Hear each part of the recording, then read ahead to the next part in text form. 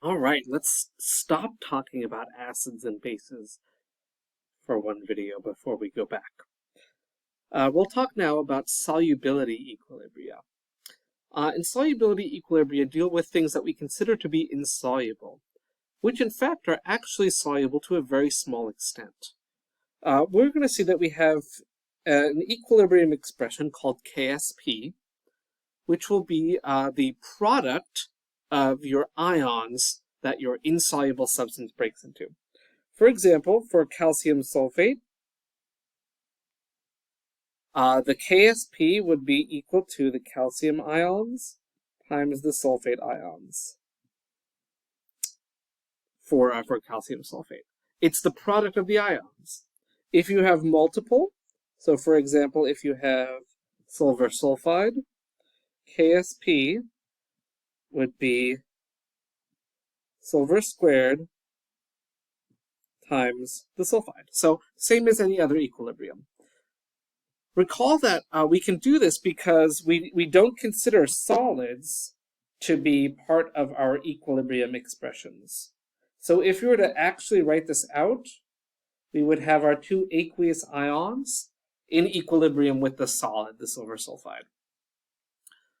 Very often, KSPs are very, very small, incredibly small. For example, for silver sulfide, it is 6 times 10 to the negative 51 power. Negative 51, like how absurdly small is that? But, these KSPs, they're very useful for us for calculating how much of a particular ion is in solution, and we can also use them to compare. However, with that in mind, generally we also find it easier to compare molar solubilities. So these KSPs tells us the concentrations of the ions at equilibrium. But what does it tell us about like moles per liter? Like how many moles of this thing will dissolve in a liter of water? How many grams will?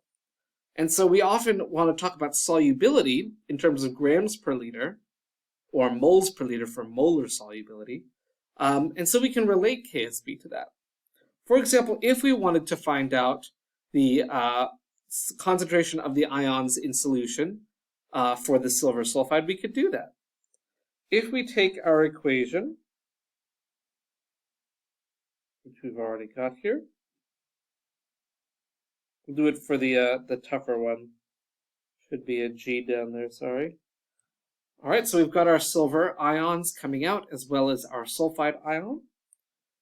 If we assume these start at 0, remember we don't care about solids, so we know that we're going to put some silver sulfide in water, and to a very tiny, tiny extent, some of that will dissolve. So we're going to be producing these ions, and so overall we'll have 2x and x.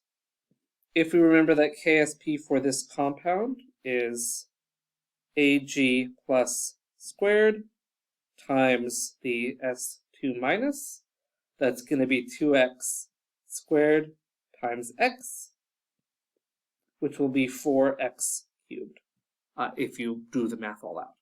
And so 4x cubed will be equal to 6 times 10 to the negative 51, which is our KSP for this particular compound.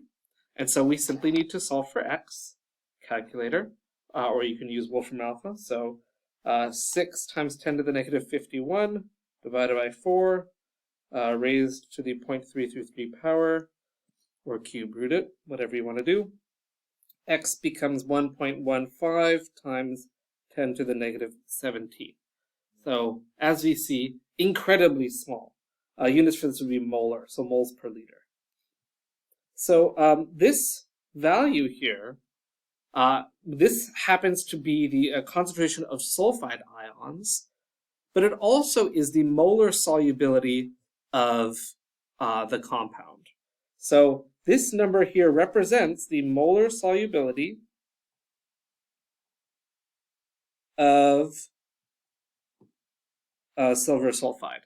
So silver sulfide will dissolve 1.15 times 10 to the negative 17 moles. So that's 1 million of them will dissolve in a liter of water versus the 10 to the 23rd of them that there are there.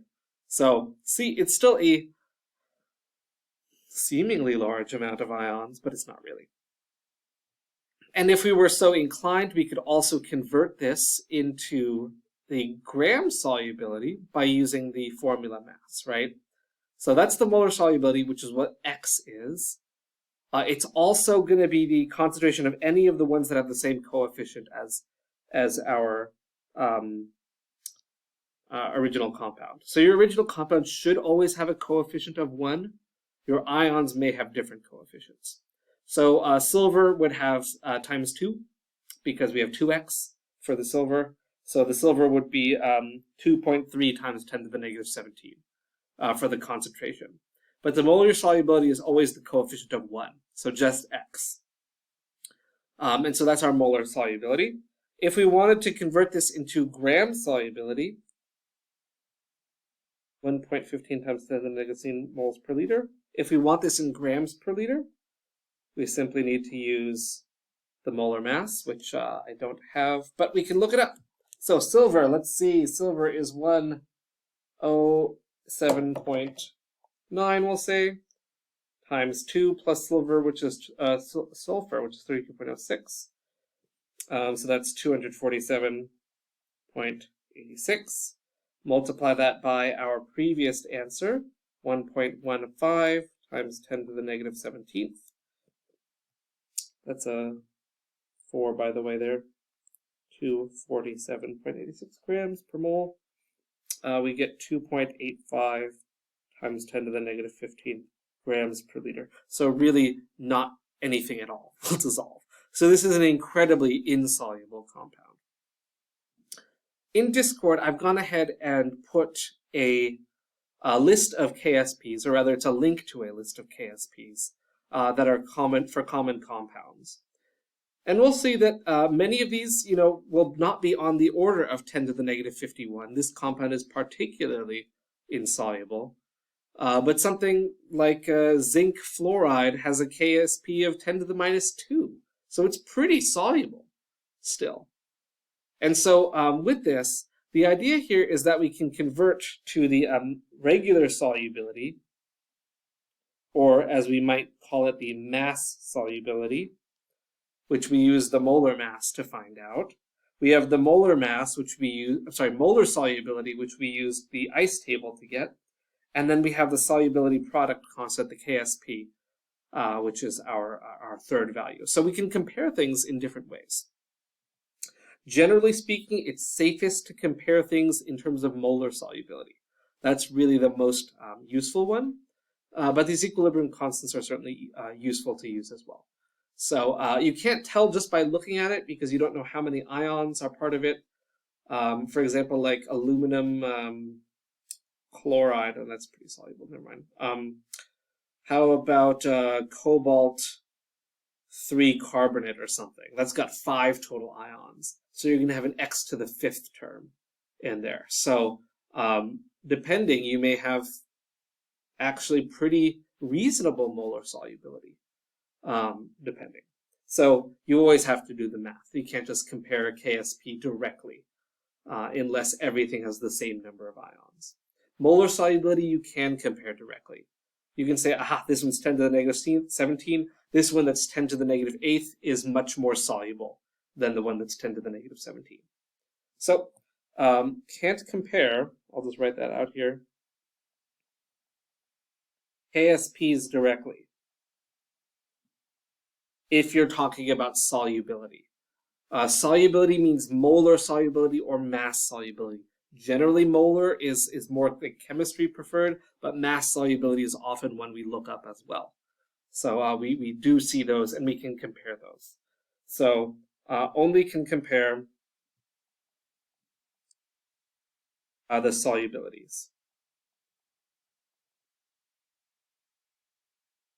Either molar or mass solubility.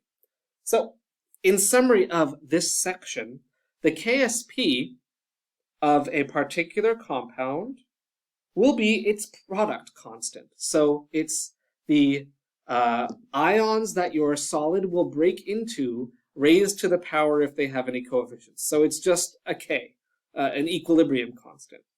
Whatever it may be, often these are extremely small. If you want to convert that solubility product constant into molar solubility, you're going to need to do an ice table. So you'll start with 0 of your ions. You'll go ahead and add some x's, depending on the coefficients you've got. Solve for x in terms of your KSP. And that'll be your molar solubility. If you want to go from molar solubility to mass solubility, you want to use the molar mass. So let's summarize here. So KSP, we can turn that into molar solubility, which we can turn into the mass solubility.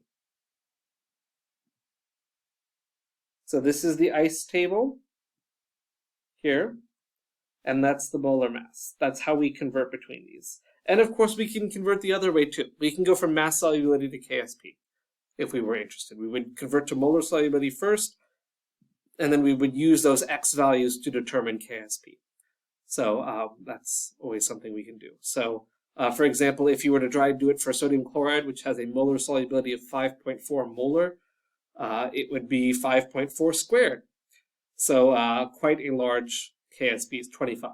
So definitely above 1, very soluble. 10 to the negative 51, very insoluble. All right, so that's our solubility product constant. In our next video, we'll take a look at some factors that influence this idea of solubility, including the presence of acids and bases.